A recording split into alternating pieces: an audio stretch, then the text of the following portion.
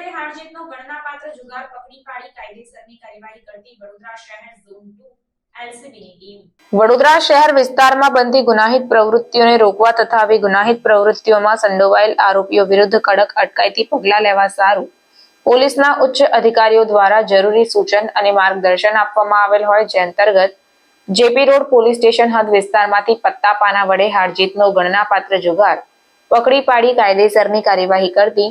zone 2 એલસીબીની team આ કામગીરી દરમિયાન મુનાફ મુસ્તાકભાઈ શેખ, સોનુ ઇલિયાસભાઈ પઠાણ, સલમાન સલીમભાઈ ગરાસિયા, ઇરફાન એઝાઝ હુસૈન શેખ આ તમામ આરોપીઓની ધરપકડ કરવામાં આવી છે, જ્યારે પકડવાના બાકી આરોપી તરીકે મીર સોએબ ઉર્ફે